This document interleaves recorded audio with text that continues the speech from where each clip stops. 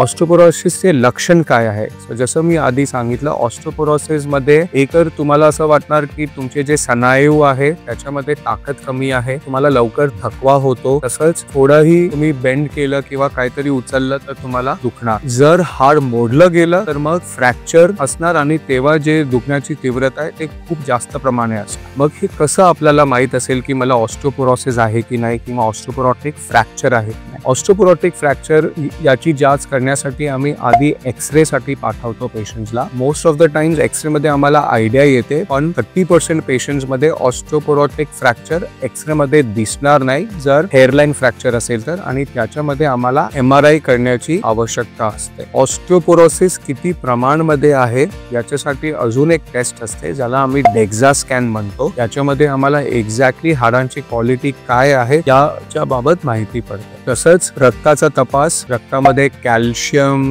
Vitamin D, phosphorus, alkaline phosphatase याची मात्रा कशी आहे, ते नॉर्मल प्रमाणात आहे की नाही ते आम्हाला समजतं. मग याचं ट्रीटमेंट काय? सो ट्रीटमेंट म्हणजे आधी तर आम्ही प्रिव्हेन्शन म्हणजे ऑस्टिओपोरोसिस तुम्हाला झालंच नाही पाहिजे याच्यासाठी तुमचा कॅल्शियम, विटॅमिन डी याचं सेवन डेली केलं पाहिजे. तसंच दूध, दही, तूप, डेअरी प्रोडक्ट्स, ग्रीन व्हेजिटेबल्स, पालेभाजी याच्यामध्ये कॅल्शियमची मात्रा चांगल्या प्रमाणे असते आणि ते सगळ्यांनी त्याचा सेवन केलं पाहिजे. तसंच विटॅमिन डी आणि सूर्याचा एक्सपोजर ते पण आपल्याला घेतलं पाहिजे. विटॅमिन डी जर कमी असेल तर जे पण आपण कॅल्शियम घेतो ते आपल्या हाडांपर्यंत जाणार नाही. जर फ्रॅक्चर झालं तर मग त्याच्यासाठी आम्ही युजली गोळ्या, स्पेशल प्रकारचे नेझल ड्रॉप्स ज्याला कॅल्सिटोनिन ड्रॉप्स म्हणतो, आणि इंजेक्शन्स ज्याच्याने आपले हाड ची ताकद वाढते हे युजली स्टार्ट करतो.